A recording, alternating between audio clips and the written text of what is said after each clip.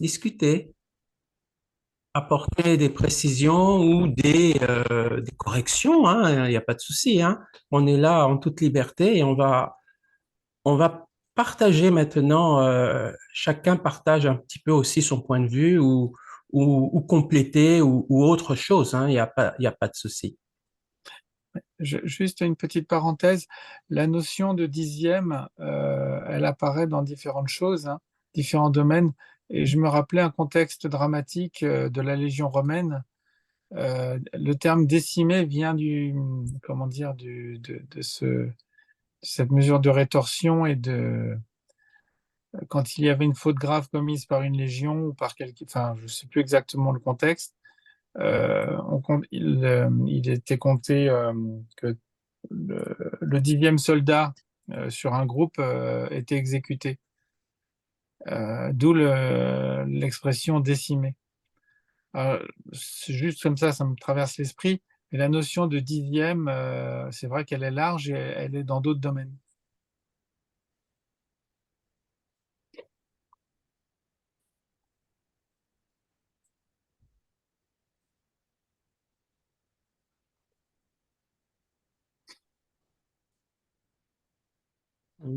D'accord que dans le Nouveau Testament, ce principe de la dîme n'est pas mentionné tel qu'on le voit dans l'Ancien Testament. Mhm. Dans le Nouveau Testament, on parle plus d'offrande que de dîme. Et Mhm. la question, c'est quelle est la différence qu'on fait entre la dîme et l'offrande?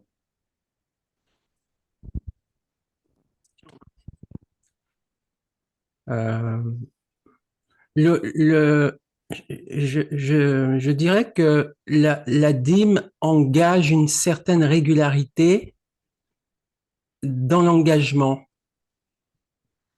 L'offrande, ça peut être quelque chose de ponctuel. Il y a pas la notion de fréquence.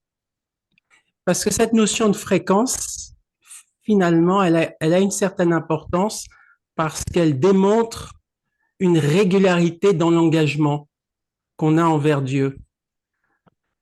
Alors que l'offrande, c'est quelque chose qui peut être ponctuel. C'est un peu ça que je vois un peu comme différence entre les deux. Sachant que la dîme existait avant la loi et que on peut penser que c'est quelque chose qui peut se poursuivre dans le but de créer cette fréquence concrète qui est, comment dirais-je, une manifestation visible d'un engagement, un peu comme le baptême d'eau, un peu comme le baptême d'eau. Maintenant, euh, maintenant, si entre nous et le Seigneur, il y a vraiment une relation, comment dirais-je, qui est très profonde, et où le Seigneur sait, le Seigneur a une confiance en nous totale, un peu comme quand Abraham sacrifie son fils. Et Dieu dit à un moment donné, une fois qu'il va pour le sacrifier, mais il ne le sacrifie pas, bien sûr, parce que Dieu l'arrête, hein, mais au moment où il va le sacrifier, il l'arrête et il dit une phrase très importante, il dit, je sais maintenant que tu m'as pas refusé ton unique. Et quand on arrive à ce point où Dieu nous connaît au point d'avoir une confiance totale en nous et de savoir que finalement il dispose de tout chez nous, y compris nos dons, y compris nos choses matérielles, etc., qu'on est arrivé à un point de confiance avec Dieu où euh, le Seigneur a une totale confiance en nous, qu'il manifeste d'une manière ou d'une autre. À la limite, je dirais, on n'a plus besoin de manifester une fréquence quelque part, puisque le Seigneur sait, euh, le Seigneur sait que concrètement, il peut disposer de tout ce qu'on a en tout temps. Mais avant d'arriver à cette confiance, à ce seuil, à celui-là, à ce seuil-là, le Seigneur veut des preuves de notre engagement pour pouvoir nous manifester cette confiance qu'il a en nous. Et donc, je dirais que la dîme est un moyen de gagner aussi la confiance du Seigneur. Et puis, à un moment donné, avec le Saint-Esprit, on peut dépasser je dirais, on peut dépasser ce... Ah, je ne suis plus visible. Ah oui, c'est vrai.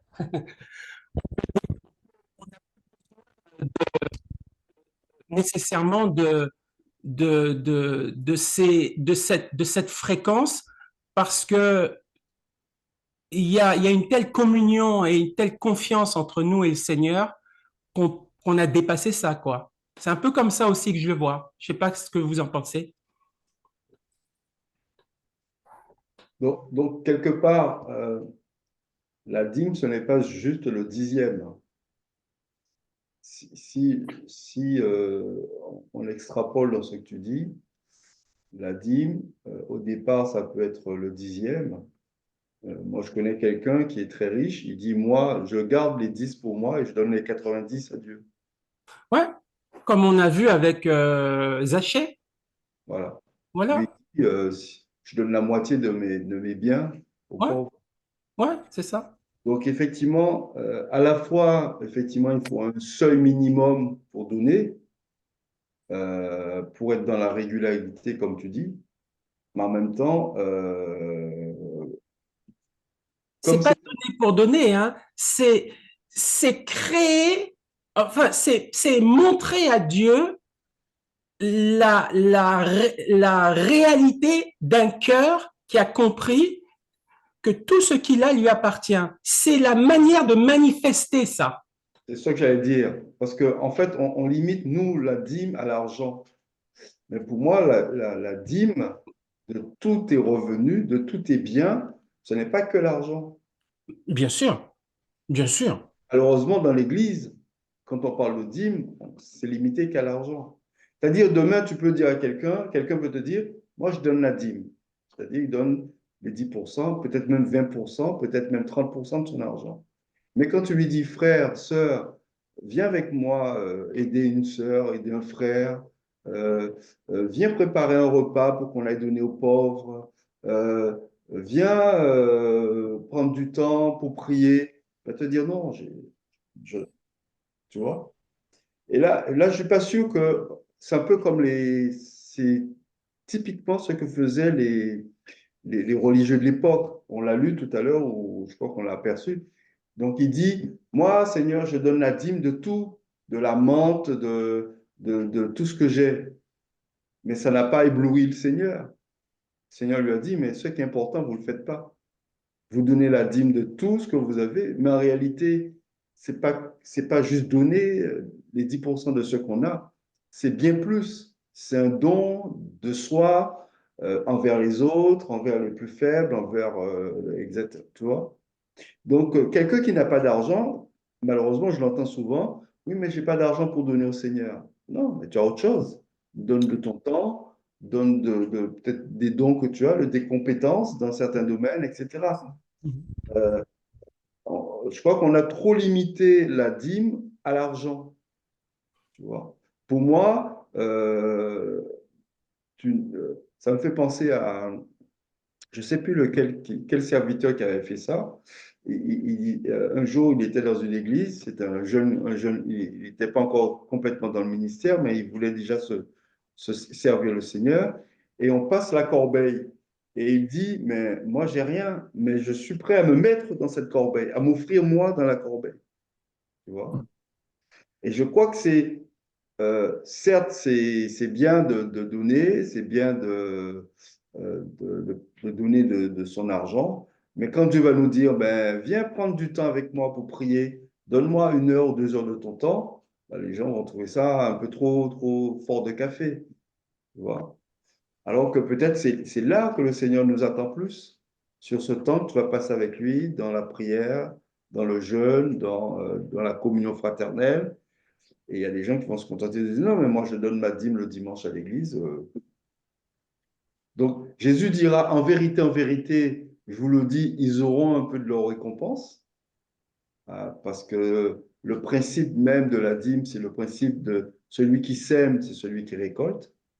C'est ce principe de semer et de récolter. C'est un principe divin que Jésus a utilisé dans plein de paraboles. Et car Dieu, il est comme ça. Dieu, c'est un Dieu qui donne et il veut que ses enfants soient dans le même principe de donner. Tu vois? Comme tu disais, pourquoi il faut toujours avoir? Parce que Dieu en permanence donne. Dieu n'est pas du tout un Dieu qui ferme les mains et qui... Dieu donne en permanence, même à des gens qui ne l'aiment pas. Il bénit les gens, même il guérit des malades, des gens qui viennent même pas lui dire merci, on le voit dans les lépreux. Le principe de Dieu, c'est de donner. C'est le Dieu de la multiplication. On lui donne 2 poissons et 5 pains et il donne à manger à des milliers de gens. Tu vois? Il ne s'est pas contenté de donner la dîme des 2 pains et des 5 poissons. Il en a donné des milliards de dîmes. Tu vois? Euh, donc, effectivement, moi, quand tu parlais, ça m'a fait beaucoup penser à ça, au fait euh, que Dieu veut plutôt qu'on lui ressemble, dans le sens d'être disponible, d'être prêt effectivement à donner au-delà de ses biens personnels, de son argent, mais de son temps, de la présence avec lui, euh, et de tout ce qu'on a lui appartient. C'est-à-dire, Jésus dit, quelqu'un te demande de faire 1 000, fais-en 2 000 avec lui. Quelqu'un te demande une tunique, donne-lui une deuxième tunique. Tu vois? Là, on est au-delà de la dîme, on est à 100% là. Oui, et quelque part, pourquoi dans le Nouveau Testament, on parle moins de la dîme? Parce que, comme il est dit dans 1 Thessaloniciens, vous vous êtes donné vous-même à Dieu, puis ensuite à nous. C'est-à-dire que le Nouveau Testament va plus loin que l'Ancien. Et les gens donnent tout. Donc, donc, ils ont dépassé cette notion de dîme. La notion de dîme, elle est didactique. Elle est au départ pour créer, pour manifester comment dirais-je, pour aider le cœur à tout donner. Voilà. Elle est là pour nous enseigner à ça. Mais une fois qu'on a acquis cet enseignement, on est au-delà de la dîme. La plupart des gens dans le Nouveau Testament, la plupart des gens qui sont consacrés dans le Nouveau Testament, ils sont bien au-delà de la dîme parce qu'en fait, ils ont tout donné. Donc la dîme, c'est comme un pédagogue qui nous amène au don de soi plus grand encore. Mais il faut démarrer par ça au départ. Il faut démarrer par ça. Et ce que je veux dire, c'est que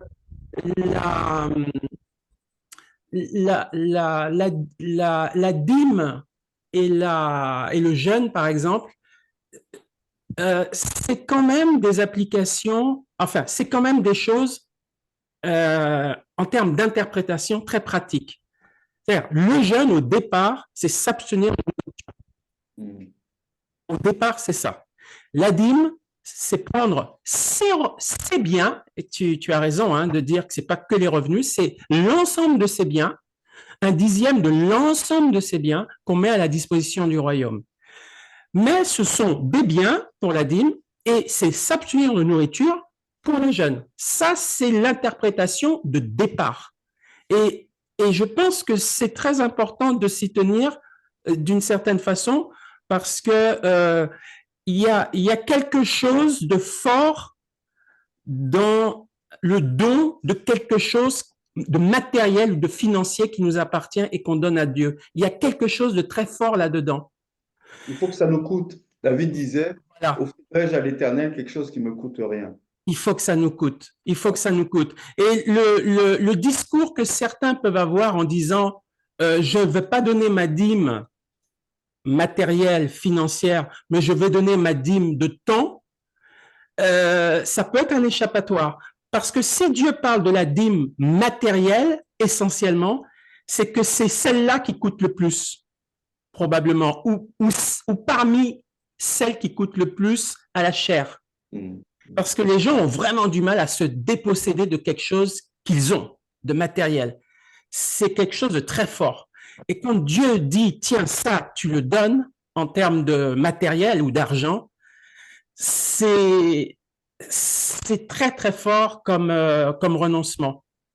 C'est ça que je voulais dire. Donc, après, on peut faire des applications, c'est-à-dire on peut parler de dîmes de temps, de dîmes de toute nature, hein, dîmes de la parole. Je vais lire un dixième de mon temps, je vais le prendre pour lire la parole, pour faire ceci, cela. On peut en faire des applications après. Et c'est vrai que si on appartient au Seigneur, Dieu dispose non seulement de nos biens matériels, mais il doit aussi disposer de notre temps, de notre temps. Donc, on peut donner la dîme de son temps. Encore faut-il que cette dîme de son temps soit utilisée pour le royaume, évidemment. Mais ce que je veux dire par là, c'est que l'interprétation première est très importante. Après, on peut faire des applications de ça, mais remplacer ça ou dire ah ben je donne pas ma dîme matérielle et en contrepartie je vais donner ma dîme de temps ou autre chose, je ne conseille pas. C'est Non. pour ça que tu me donnes la dîme de la moitié de ton visage. Là, 100% Jackie. voilà. Pourquoi je dis ça? Parce que en fait, quand Dieu parle quand lui parle de dîme, je parle du Seigneur, hein. Quand lui il parle de dîme, il parle toujours de biens matériels. Et c'est nous qui faisons, nous, l'application de la dîme pour autre chose que les biens matériels. Mais dans la parole, quand lui il parle de dîme, c'est toujours soit de l'argent, soit du matériel, hein. Tu vois ce que je veux dire? Mais dans le Nouveau Testament, je crois que le Seigneur ne parle pas comme ça du tout. Parce que tu C'est vois, vrai. dans les actes, dès la première église, dès qu'ils se mettent ensemble, la Bible dit qu'ils vendaient tout ce qu'ils avaient et le mettaient en commun. On ne parle Ouais. pas de dîme, hein.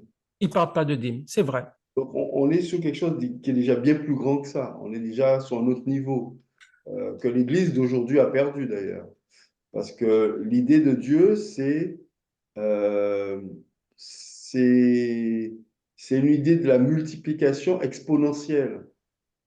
Pourquoi? Parce qu'en même temps, il est dit qu'ils donnaient tout ce qu'ils avaient, et il est dit en même temps, il n'y avait aucun indigent à cette époque dans l'Église. Personne Mm. ne manquait de rien.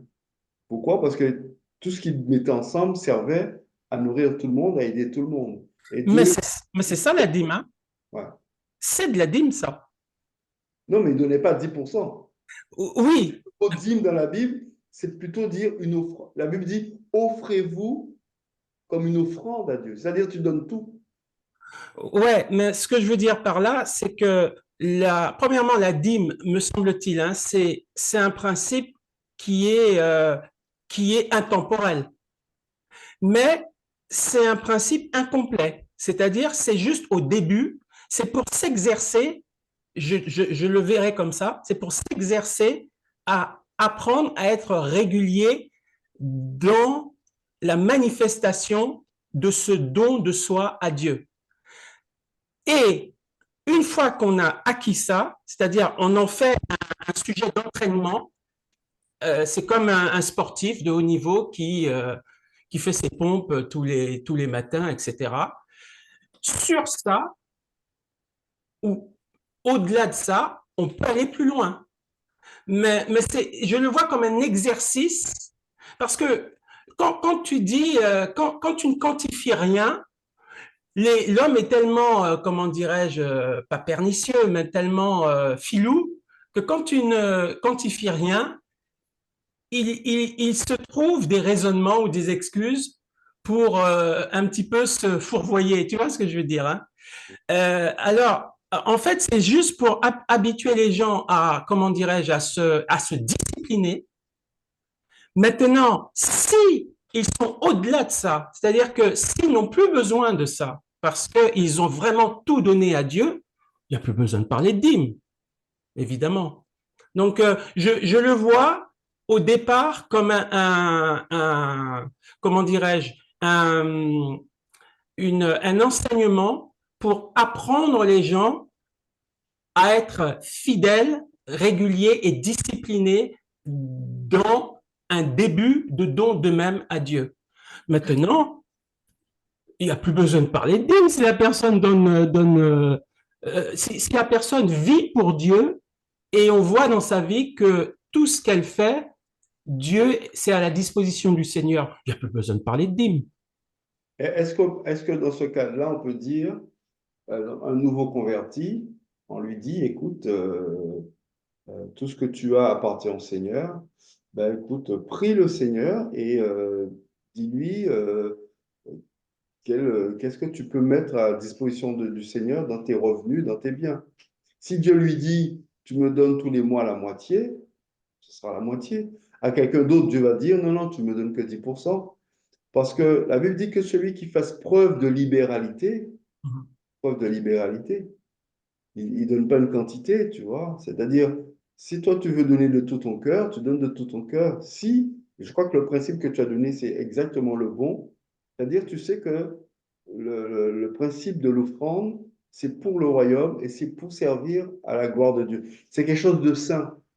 Moi, je le vois comme euh, il y a plusieurs principes de sainteté dans les choses de Dieu, mais une des principes de sainteté, effectivement, c'est quand tu fais un vœu, un engagement à l'Éternel, tu dois t'y tenir. D'accord? C'est un peu les vœux que faisaient les vœux de Naziréens, des choses comme ça. Quand tu fais un vœu, c'est pour t'y tenir. Si tu fais un vœu à dire au Seigneur, ben, effectivement, moi, je veux t'offrir ce que j'ai, tu vois, donc tu dois partir sur cette base. Mais je pense que Dieu, il ne demande pas à tout le monde la même chose. C'est ce qu'on a dit, hein? Je me rappelle toujours à ma conversion, il y a des choses que moi, le Seigneur me demandait de ne pas faire, que je voyais d'autres chrétiens faire. Je dis, mais comment moi, Dieu me dit de ne pas faire ça? Et Dieu me disait, non, à toi, je te le demande. Aux autres, c'est pas grave. Aux autres, c'est autre chose. Tu vois? Parce que il y a un chemin le chemin dans lequel Dieu nous fait marcher, c'est un chemin à la fois collectif, mais c'est un chemin individuel pour chacun. C'est vrai. Rappelle-toi quand Pierre, vers la fin de la vie de Jésus, de son parcours sur terre, Pierre dit, Seigneur, mais et celui-ci, qu'est-ce qu'il deviendra? Et on lui dit, mais si je veux qu'il vive jusqu'à mon retour, et la Bible dit de ce principe, mais il dit, et toi, suis-moi. C'est-à-dire, tu regardes aux autres, mais toi, moi, je te demande de me suivre moi. Et on voit bien, à chaque fois que le Seigneur disait, toi, viens, suis-moi, toi, viens, suis-moi, c'est un appel toujours individuel pour chacun. Et on voit bien que la vie des 12, on voit bien que chacun ne suivait pas dans le même rythme le Seigneur. Certains étaient très proches, d'autres étaient un peu plus distants, etc. Pourtant, c'était le même appel, tu vois. Et il est bon dans beaucoup de choses d'enseigner le peuple de Dieu à avoir cette capacité d'être en interrelation avec le Seigneur pour lui dire, moi, qu'est-ce que tu veux que je fasse? Mhm. Est-ce que j'ai le même appel que Fabien, que Pierre? Non. On Mais est pour différents, ça, ouais. nous mettre quand même ensemble, tu vois? Amen. Tu vois? Pierre, tu as levé la main? Oui, je me permets. C'est en fait une conséquence vertueuse logique de la sanctification, Mm. cette mobilisation de, quelle que soit la quantité. euh, mais je comprends qu'il faille une quantité De pour le base, coup. je veux dire. Oui, euh, parce qu'il y a la qualité de la relation avec Dieu. Enfin, euh, on dit souvent il vaut mieux une bonne qualité qu'une quantité. Ça, c'est un principe de base dans le monde, c'est pas faux. Mais dans la relation avec Dieu, dans la relation d'amour avec Dieu, de consécration et de sanctification, c'est vrai que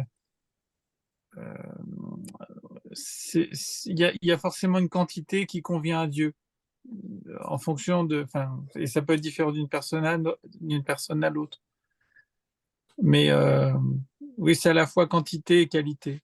qualité au départ, oui, parce que il faut pas que ce soit hypocrite, il faut pas que ce soit qu'on se sente forcé, enfin, que ça coûte.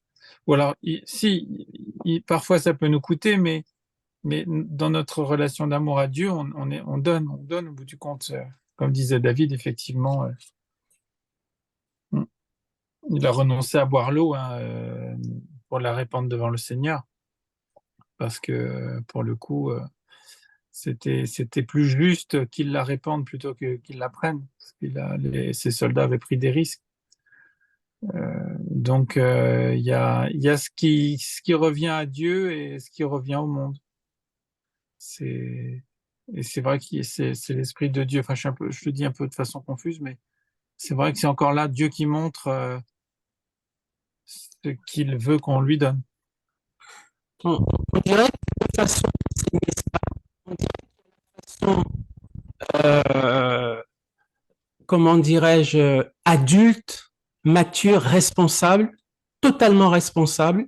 On parle plus de dîmes et on s'adresse à la maturité du chrétien en lui disant, tu es responsable de tes biens devant le Seigneur. Ces biens que le Seigneur t'a donnés, c'est pour toi et pour faire avancer son royaume. Est-ce que tu es prêt à écouter le Seigneur et à mettre à sa disposition ce qu'il te demandera?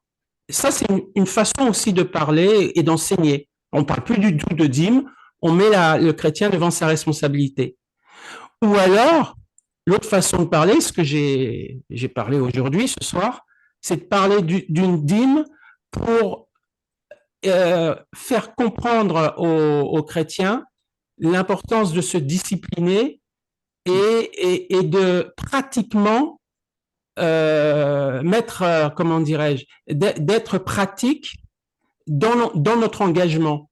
Parce que je n'ai pas dit dans l'enseignement que j'ai dit ce soir, j'ai pas dit qu'il faut donner à quelqu'un. J'ai dit qu'il faut mettre de côté.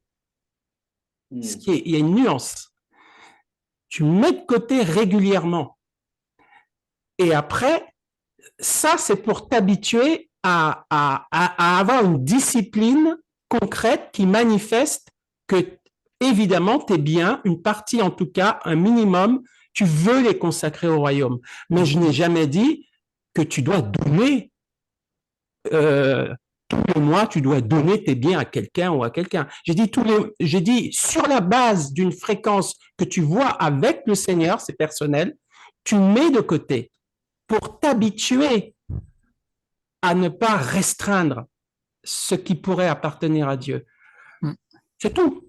Après, tu fais, au moins, quand Dieu intervient ou quand Dieu te sollicite, au moins tu as de quoi donner. Oui, oui. Parce que tu t'es discipliné. D'ailleurs, il est dit dans le livre des Actes, il est dit qu'il mettait chaque semaine, je crois, de côté. Il me semble, hein. Pas tout à fait comme ça. Mais tu vois, par exemple, les Juifs, Ouais. ils donnaient quand ils montaient à Jérusalem une fois l'an, que tout ce qu'ils avaient mis de côté pendant l'année, ils venaient l'offrir, tu vois, Voilà. une fois l'an. Ouais. Mais Ouais. effectivement, comme tu dis, ils mettaient régulièrement de côté pour que ils savaient que dans un an, ils allaient monter au temple pour offrir leur don à l'Éternel. Mais il y avait aussi la fête, entre-temps, il y avait des fêtes, notamment la fête des prémices, tu vois. Et la fête des prémices, c'était l'occasion aussi d'offrir ses premiers fruits, ses premiers animaux, ses premières plantes, etc. C'est pas les deux en fait sont complémentaires. L'un est pas très spirituel, mais au moins tu apprends la discipline et tu permets au Seigneur quand il le veut de piocher parce que tu as mis de côté justement. Donc quand le Seigneur dit tiens, est-ce que tu peux soutenir ça? Ah oui, ben il y a de quoi. Je peux prendre. Donc ça c'est le bon côté de la chose. Tu peux thésauriser, mettre de côté et ainsi le Seigneur, tu n'as pas les mains vides. Mais c'est moins spirituel, c'est-à-dire tu es un peu moins conduit peut-être dans la somme ou dans les moyens à communiquer. Donc, je pense qu'il y a un peu il y a à prendre pour tout le monde hein, dans ces deux types d'enseignements. C'est une sagesse en tout cas. T'as fait la fourmi et non. Ouais. C'est une sagesse de mettre de côté dans les œuvres de Dieu, dans cette notion de dîme. Et puis pourquoi il y aurait que les banques qui thésauriseraient, Ouais, d'ailleurs? demande à Fabien. Par contre, ce qui est grave et ce qui est pernicieux, c'est des enseignements selon lesquels on met une pression sur les gens pour dire qu'ils doivent donner Ah, c'est ça. à un tel ou à un tel. Là, c'est pas bon. Oui, parce que, comme tu dis, l'Ancien Testament, c'était un guide, c'était une préparation des choses à venir. Donc, dans tout l'Ancien Testament, c'est effectivement préparer le cœur des hommes à apprendre à donner, apprendre à se consacrer, à se sanctifier, etc. Et le Nouveau Testament, c'est le niveau au-dessus. On était jusque-là en maternelle ou en CP, et Dieu nous fait passer directement en sup de co, en maths spé, en maths phi, dans le Nouveau Testament. On passe tout de suite à un autre niveau. C'est ça que je te disais. Tout de suite, on voit l'église, la première église, tout de suite, les gens mettent tout ensemble et ça démarre fort, quoi, tu vois. Donc, Je me recentre, je me dîme un peu moins, pardon. mets ta dîme au milieu. Ouais, Fabien, dis-nous quelque chose. Cadre-toi à 100%, Jacquet. Hein, Fabien, dis-nous quelque chose. Il n'y a pas beaucoup de choses à ajouter par rapport à la discussion de la dernière fois. Là, je relisais juste un petit peu certaines choses et je me dis que finalement, la dîme, c'est aussi surtout à visée pédagogique, hein, comme la loi en entier. Et la dîme, c'est Jésus-Christ qui s'est donné pour l'humanité. C'est la part très sainte qui s'est donnée, donc c'est lui en fait qui nous montre ce que c'est le sens de la dîme. C'est voilà, mon fils en qui j'ai mis toute mon affection, je vous le donne. Et c'est la part très sainte, quoi. Donc Écoutez-le. c'est finalement un acte d'amour, ouais, la dîme, et de gratitude. Sauf que quand Dieu nous donne le Christ, son Fils bien-aimé, c'est pas pour nous dire merci, c'est pour nous sauver par contre. Mais nous, en revanche, quand on donne, c'est pour lui dire merci parce qu'il a donné cette part très sainte En pour retour. l'humanité. Il faut que le lien se fasse en retour, Voilà. puisque le lien a été rompu. Il est l'artisan de ce lien qui revient, qui est refait.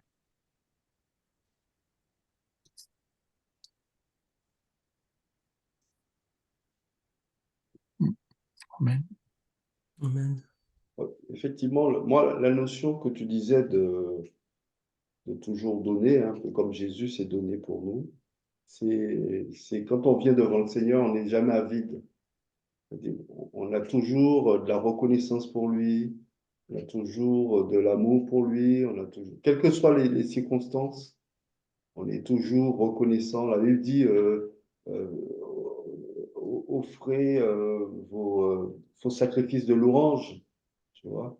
Donc, je le vois aussi dans ce sens que euh, j'aurai toujours ma dîme de louange pour Dieu. David disait, euh, je louerai toujours l'Éternel. Ma bouche proclamera toujours ses bienfaits. C'est aussi dans ce sens que euh, je ne peux pas me présenter devant Dieu les mains vides ni le cœur vide en disant oui Seigneur, tu vois, c'était dur, gna gna gna, gna gna gna, et tu n'as aucun merci à lui dire, aucune reconnaissance, aucune action de grâce. Alors que la Bible me dit de toujours être dans l'action de grâce, prier avec action de grâce, avec remerciement, même si ça ne va pas dans mon sens, même si ça ne me plaît pas, même si je crois que ce que Dieu Amen. aussi veut voir dans nos vies, c'est cette offrande-là, de lui dire toujours merci, qu'on l'aime, qu'on apprend petit à petit dans nos vies à toujours être reconnaissant, toujours lui dire merci, au-delà des circonstances. Mm.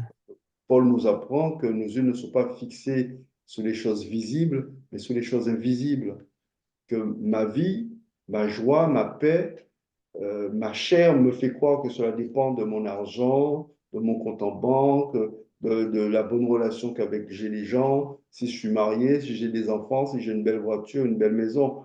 Ça, ma chair me fait croire que c'est ça qui fait que je peux dire merci à Dieu. Mais mon esprit sait que euh, ma paix, ma joie ne dépend aucunement de ces choses-là. Que j'ai ou que j'ai pas, je suis toujours heureux.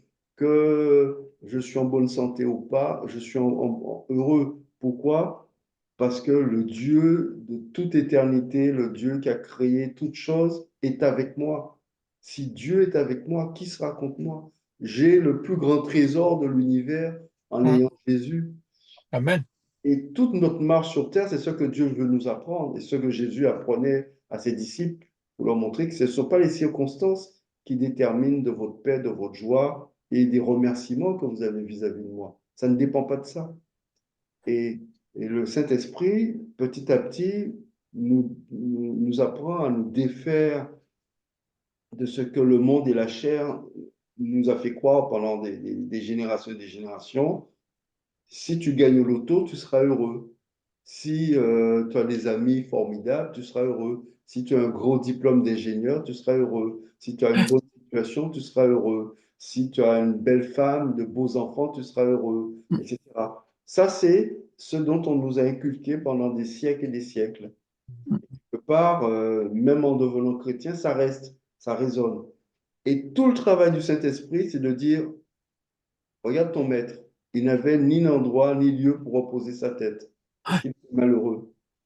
Il n'avait pas de compte en banque, il ne travaillait pas dans une grande banque, il n'avait pas d'église, il n'avait pas de bâtiment, il n'avait rien. Mais est-ce que Jésus était malheureux?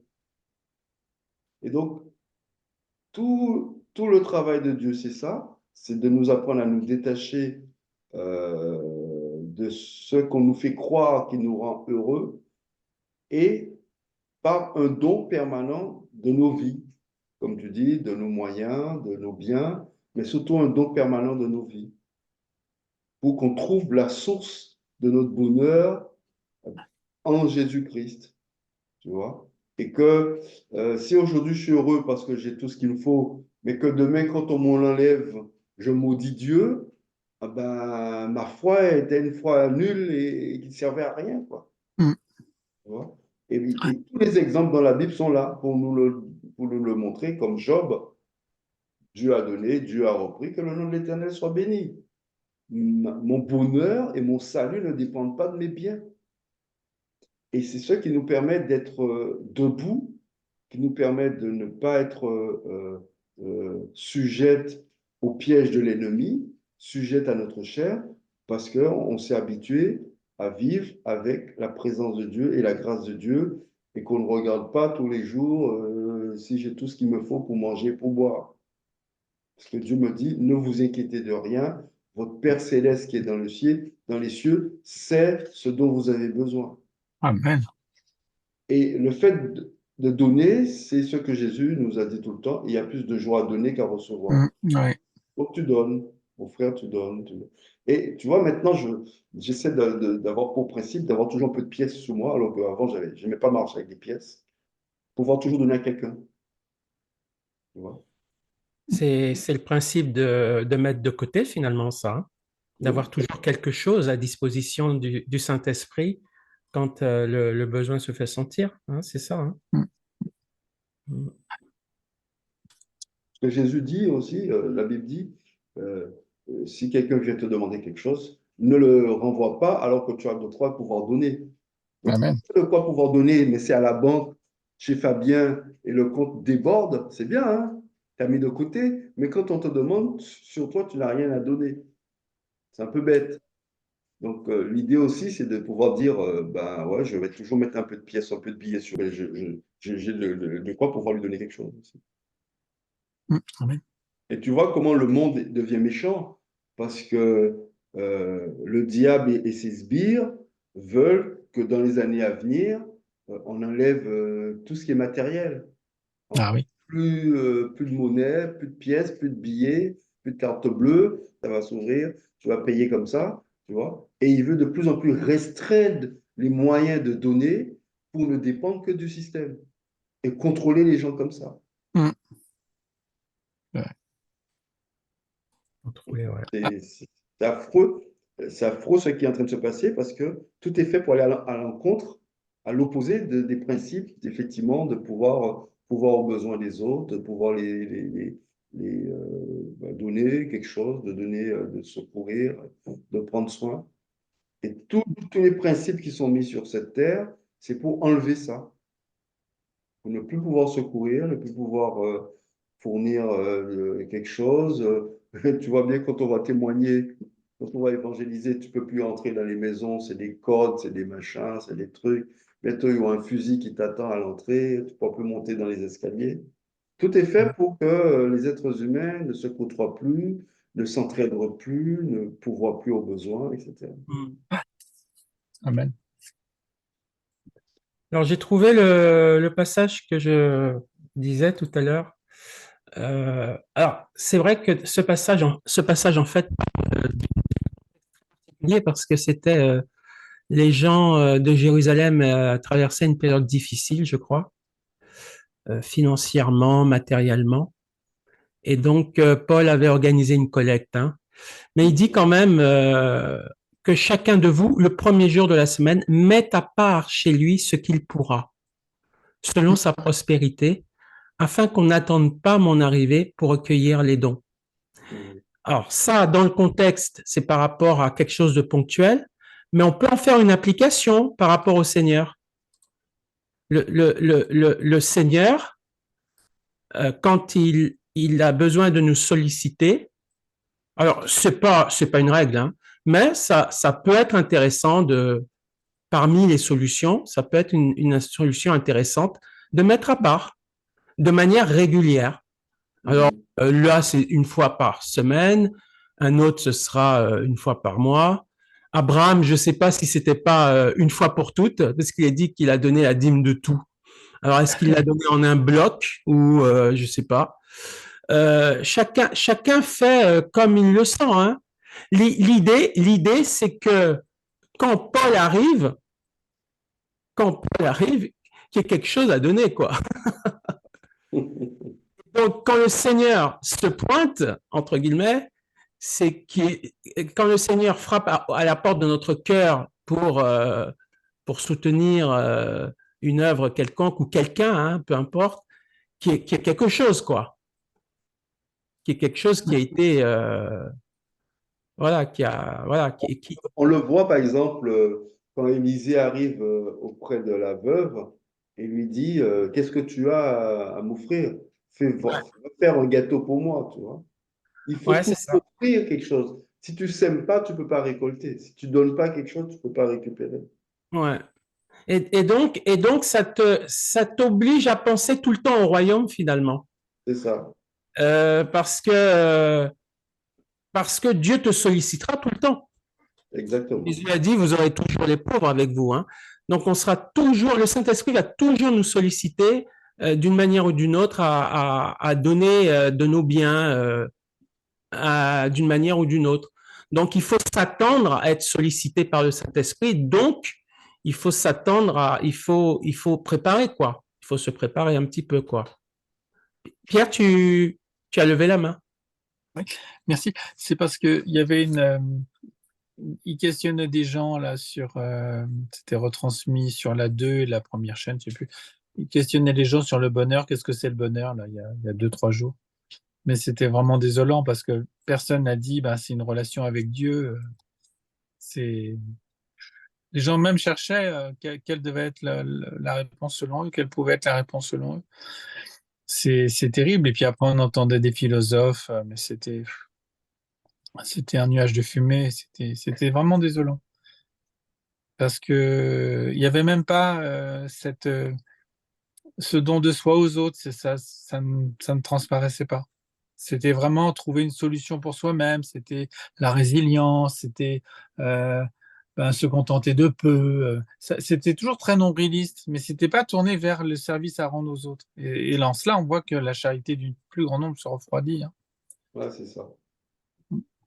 Amen. Comment tu as fait, Pierre, pour réclamer la parole? Tu as appuyé sur quel... C'est très terre à terre, ma question.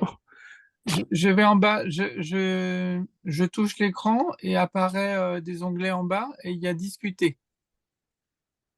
Non, pas discuter, réaction. Ah, d'accord. Et il y a une réaction là. Il y a Fabien qui demande à parler. Et je vous Non, envoie un cœur. Ah, Mort de rire. Moi, j'ai trouvé mort de rire. Fabien, tu as réagi. Tu voulais nous partager quelque chose. non, c'est juste pour vous montrer comment ça marche. Ah bon, c'est tout? Voilà. Donc, Ah voilà. ouais, c'est ta réaction, ça. Ah oui, il y en a d'autres. Ah ouais, lever la main. C'est pas mal, hein? Il y a On, trois petits points. on découvre des trucs, quand même, hein. Ah oui, alors, il y a toute une liste. Mais il n'y a peut-être pas le...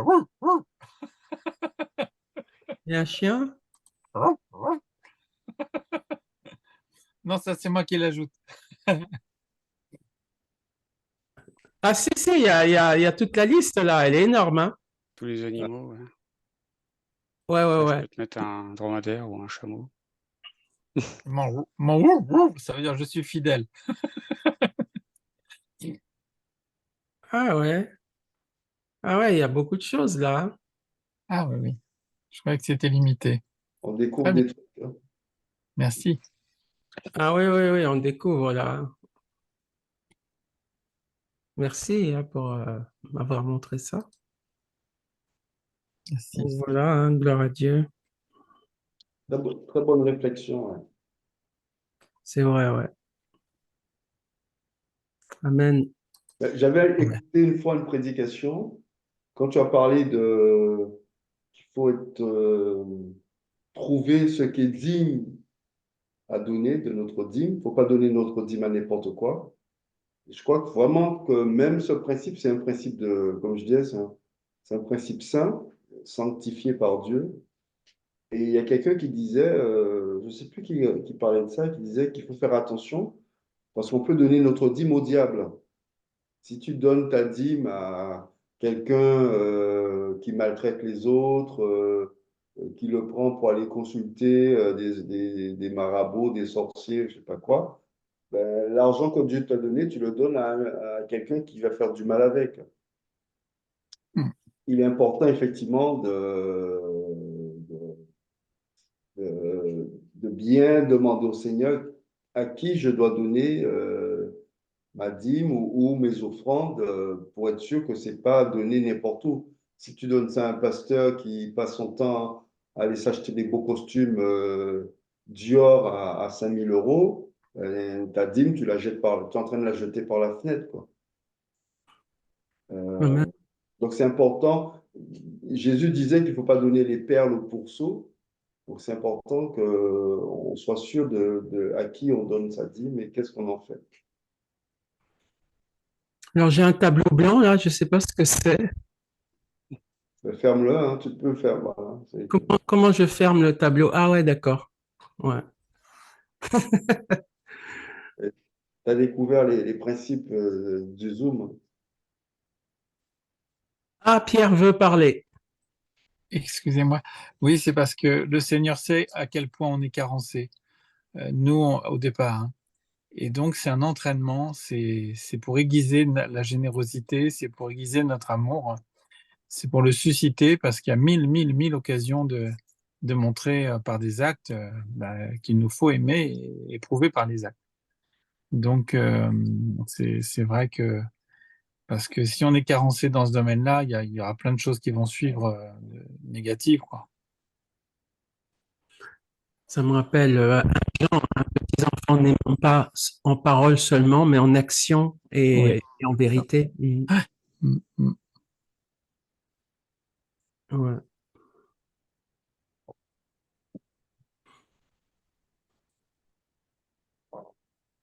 Eh bien, gloire à Dieu, hein. Amen.